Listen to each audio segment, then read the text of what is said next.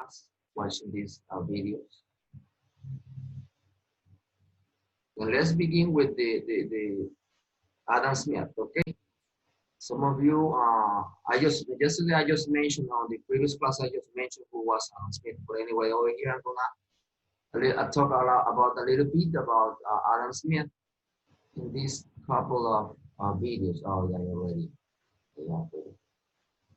Okay, let's listen to it. Professor of Economics at Wake Forest University. This video, part of a Fraser Institute series on the key ideas of Adam Smith, based on my book, The Essential Adam Smith, provides a quick snapshot of Smith's life and work.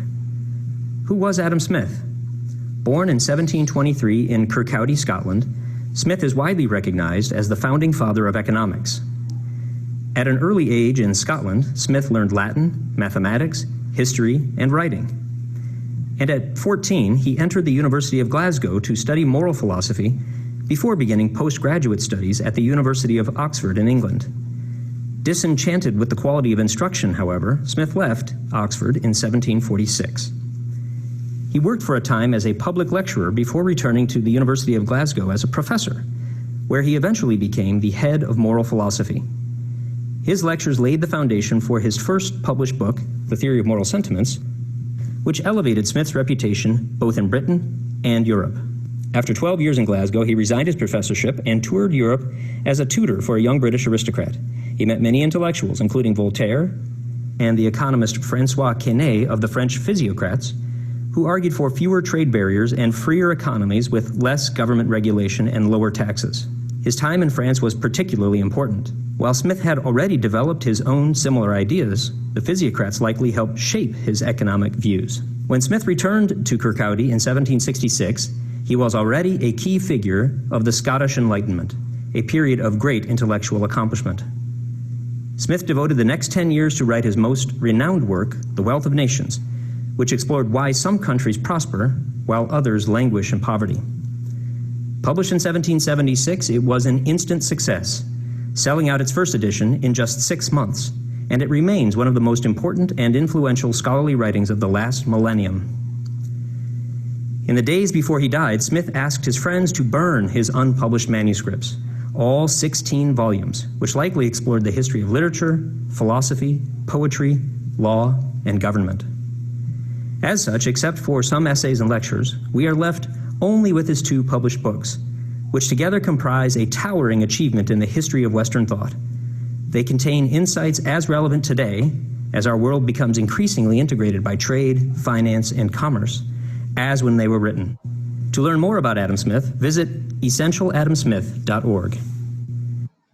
Okay, now let's talk about that invisible hand that he was talking about. Channel presents The Invisible Hand by Adam Smith. Definition: the invisible hand is an unobservable market force that helps the demand and supply of goods in a free market to reach equilibrium automatically. Understanding: let's understand what is this invisible hand in the first place. As we know that the government has some interventions over the economy in order to stabilize it. Adam Smith, on the contrary, tried to imply that the market economy actually does these things automatically, so none of the government interventions are needed. And in this case, the invisible hand refers to the market itself, which makes the demand and supply to find their equilibrium with the force of an invisible hand. He explained that an economy will work and function better if the government will leave people alone to buy and sell freely among themselves. Sellers would compete with each other, leading market towards the positive output with the help of an invisible hand.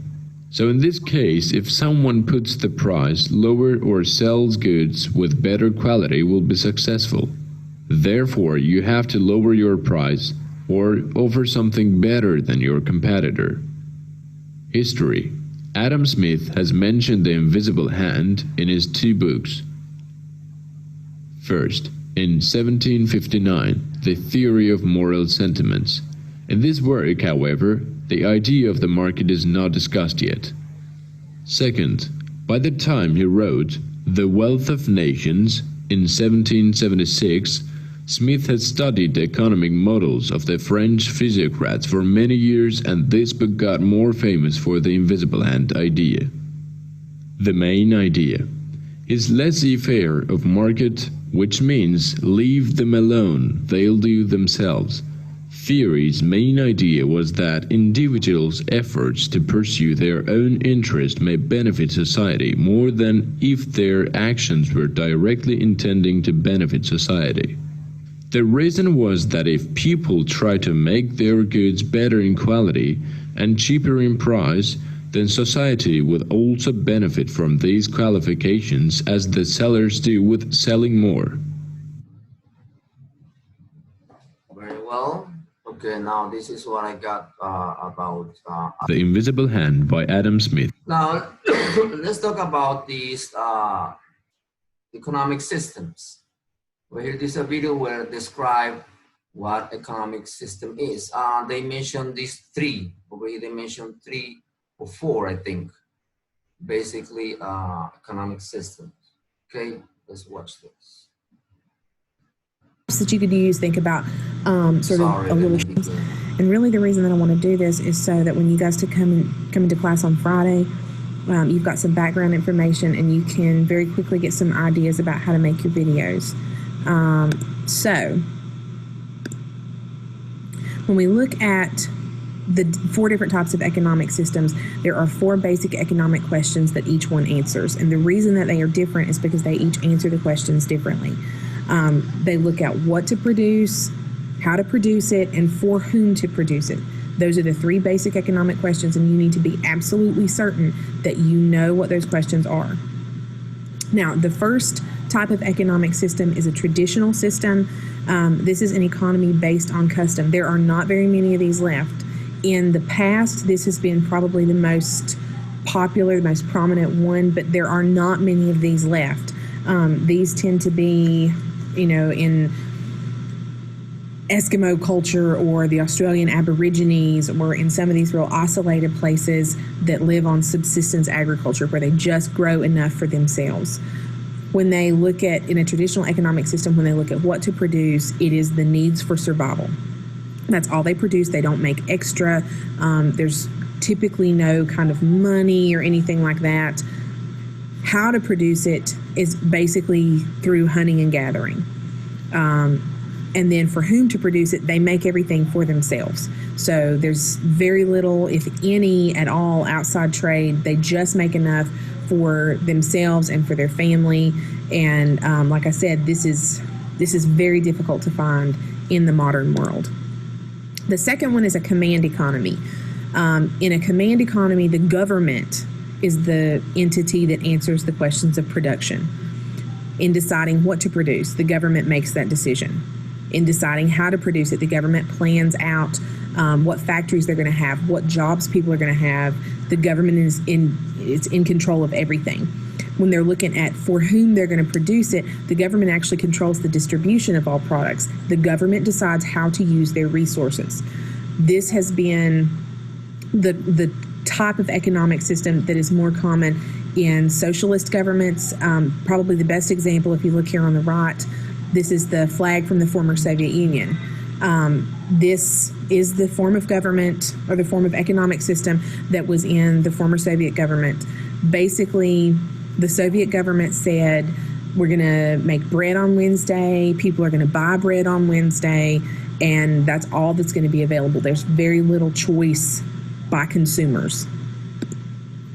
The third kind is a market economy. This one is also, a pure market economy is also pretty rare, because in a pure market economy, literally the people or the consumers are the only ones who answer the questions of production.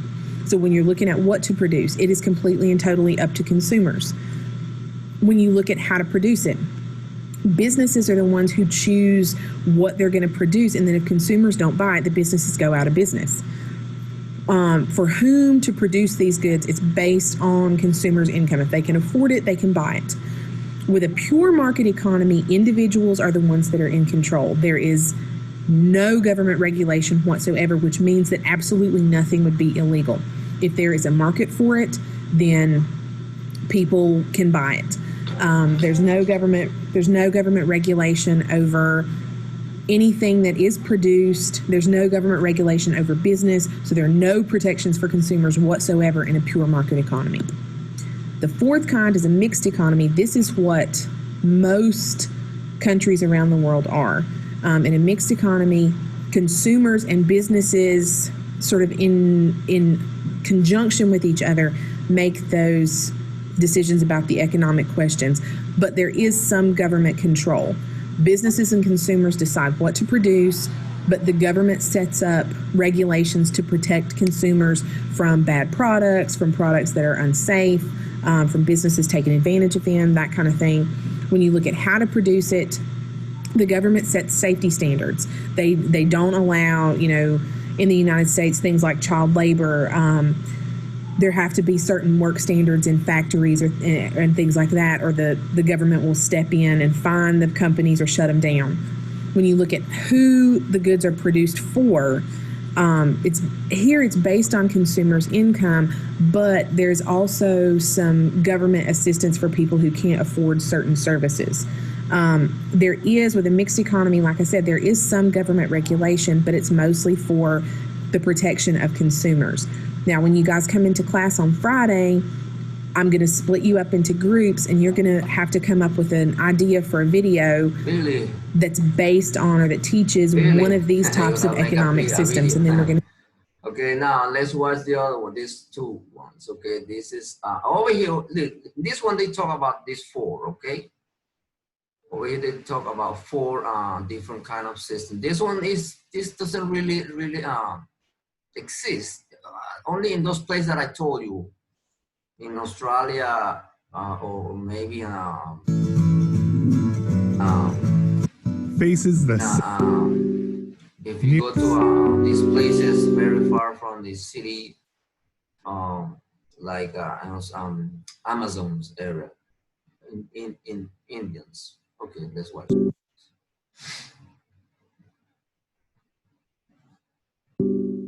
Nearly every society in the world faces the same fundamental problem: how to distribute limited resources to people in a way that will be fair and effective. This is what is called scarcity, and different societies approach this problem in different ways. There are four essential types of economic systems. The traditional economy is based on culture and rituals and is focused on the community as a whole. Everyone pitches in and benefits from everyone else's efforts.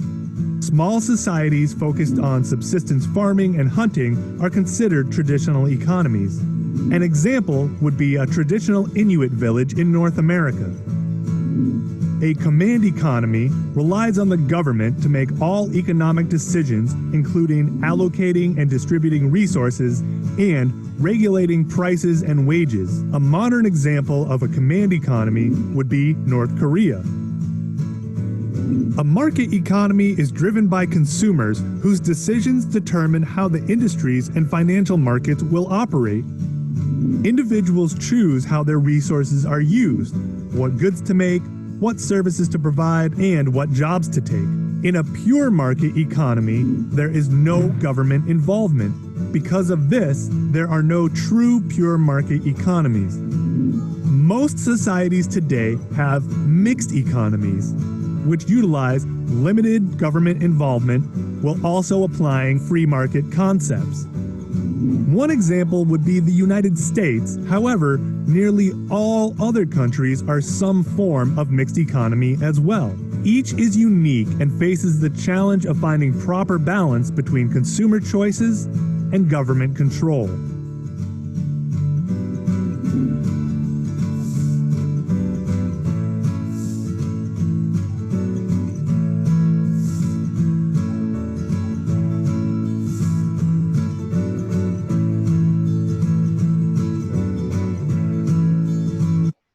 Okay, and this is the last one, guys. Okay, this is a very complete one.